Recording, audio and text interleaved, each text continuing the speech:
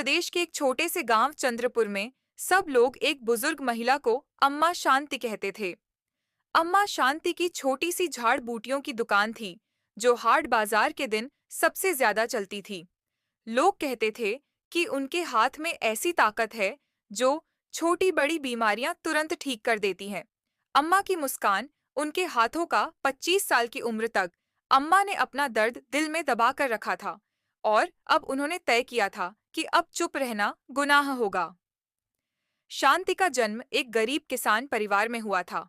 माँ बहुत जल्दी गुजर गई थी, और पिता ने कभी उन्हें प्यार या समर्थन नहीं दिया। गांव की छोटी सी चक्की में दिन भर अनाज पीसने के बाद पिता रात को शराब पीकर सोती बच्ची पर चिल्लाते रहते। शांति ने बहुत छोटी उम्र में समझ लिया था कि दुनिया में कोई भी हमेशा साथ देने वाला नहीं होता।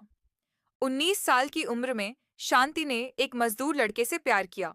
उसके साथ एक नई जिंदगी के सपने देखे, लेकिन शादी होने से पहले ही लड़का गांव छोड़कर चला गया, बिना वापस देखे। उस वक्त शांति एक बच्चे की मां बनने वाली थी। उसने फैसला किया कि बच्चा ही उसका सब कुछ होगा। बच्चे को वह सब देगी जो उसे कभी नहीं मिला। बच्चे का नाम रखा गया राघव। अम्मा शांति ने दिन रात चक्की में, खेतों में और गांव के घरों में काम किया ताकि अपने राघव को पढ़ाई लिखाई करा सके। गांव के लोग उनकी मेहनत देखकर कहते थे कि शांति ने तो अपना जीवन अपने बेटे के लिए कुर्बान कर दिया है। राघव बचपन में माँ का बहुत प्यारा था। हर किसी से कहता, मैं बड़ा होकर अपनी माँ का ख्याल रखूंगा, अम्मा को एक दिन भी परेशानी नहीं होने दूंगा। यह बातें सुनकर अम्मा के दिल को तसल्ली मिलती थी। उन्हें लगता था उनकी सारी कुर्बानियां एक दिन रंग लाएंगी। लेकिन शायद अम्मा के अटूट प्यार ने राघव को समझदार बनाने के बजाय बिगाड़ दिया। 18 साल का होते होते राघव का बर्ताव बदलने लगा। उसके नजर का तरीका अजीब हो गया था। जब अम्मा कपड़े बदलती या नहाकर आती, तो राघव की निगाहें समझ से परे लगती। पहले अम्मा ने इसे अपने गलत सोच समझा, पर धीरे धीरे उसके हरकत और स्पष्ट होने लगे। कभी अम्मा के कंधे दबाने के बहाने, कभी पैर दबाने के बहाने वह उनकी मर्यादा की सीमा तोड़ने लगता। शांति का दिल डरता, पर माँ होने के नाते वह अपने ही बेटे पर शक करने से घबराती थी। उसने बेडरूम का दरवाजा पहली बार लॉक करना शुरू किया। रातों की नींद उड़ गई। अम्मा समझ नहीं पा रही थी कि वह अपने ही घर में कैसे सुरक्षित महसूस करे। 15 मार्च 1998 का दिन अम्मा कभी नहीं भूल पाई। गांव के चक्के में काम करते करते उन्हें अचानक तेज दर्द हुआ, और वह जमीन पर गिर पड़ी। लोगों ने उन्हें तुरंत जिला अस्पताल पहुंचाया। डॉक्टर ने कहा, इन्हें सेरिब्रल स्ट्रोक हुआ है, लेफ्ट साइड पूरा कमजोर हो गया है।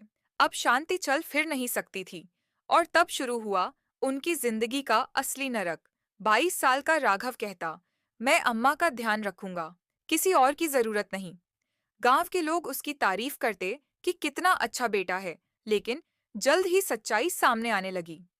एक दिन जो नर्स सरकार की तरफ से आई थी, राघव ने उसे घर से भगा दिया। बहाना बनाया कि नर्स ठीक से अम्मा की सेवा नहीं करती। उसके बाद अम्मा की सारी जिम्मेदारी उसने खुद उठा ली। राघव ने अम्मा को नहलाना शुरू किया, लेकिन यह नहाना घंटों लंबा होता। सफाई के नाम पर वह अम्मा के शरीर के हर हिस्सों को छूने लगता।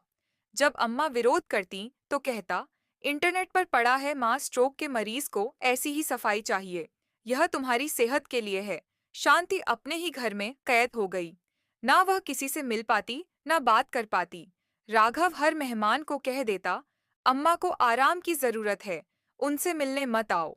और जब अम्मा ज्यादा विरोध करती तो धमकाता, अगर किसी को कुछ बताया तो सबको बोल दूंगा कि स्ट्रोक की वजह से अम्मा पागल हो गई हैं। तुम्हें नर्सिंग होम भेज दूंगा। राघव ने कुछ ऐसी दवाइयां भी देना शुरू कर दी जो डॉक्टर ने कभी प्रिस्क्राइब नहीं की थी। अम्मा दिन ब दिन और कमजोर होती जा रही थी। फिर वह रात आई जो अम्मा के लिए मौत से भी बड़ी थी। राघव शराब पीकर घर आया। उसने अम्मा के पास बैठकर रोना शुरू कर दिया। मेरी कोई गर्लफ्रेंड नहीं अम्मा, सब तुम्हारी वजह से। तुम ही मेरी सब कुछ हो, तुम ही मेरी बीवी, तुम ही मेरी माँ। और उस रात के बाद अम्मा के लिए जिंदगी का हर दिन एक नरक बन गया।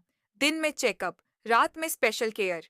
अम्मा चीखती, रोती, लेकिन उनकी आवाज 4 दीवारों में ही दबा दी जाती। 10 साल तक यह अत्याचार चलता रहा। 10 साल तक अम्मा शांति ने अपनी जिंदगी के हर दिन को बस दर्द और बेजुबानी में गुजारा। दिन रात का फर्क उनके लिए सिर्फ इतना था कि दिन में राघव उन्हें सेहत के बहाने छूता और रात में अपना स्पेशल रिश्ता थोपता। अम्मा सोचती थीं, क्या मैं ही गलत हूँ? क्या मैं ही अपने बेटे पर शक कर रही हूँ? पर फिर दिल से एक आवाज आती, नहीं, यह तो पाप है, पर बेटा है। दुनिया को कैसे बताऊं? गांव के लोग उन्हें कभी देखने नहीं आ पाते थे। राघव सबको रोक देता था। उनकी चीखें अंदर ही घुट जाती थीं। लेकिन एक दिन भगवान ने अम्मा की चीख सुन ली। एक शाम राघव ने ज्यादा शराब पी ली थी।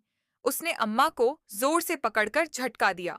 अम्मा दर्द से चीख उठी, इतनी जोर कि उनकी पड़ोसन कमला चाची ने सुन ली। कमला चाची सोची, अरे शांति तो इतने दिनों से बिस्तर पर है, यह चीख कैसी? वो तुरंत दीवार के उस पार जाकर दरवाजा खटखटाने लगी। दरवाजा बंद था। राघवन ने जवाब दिया, अम्मा ठीक है, बस गिरी थी। लेकिन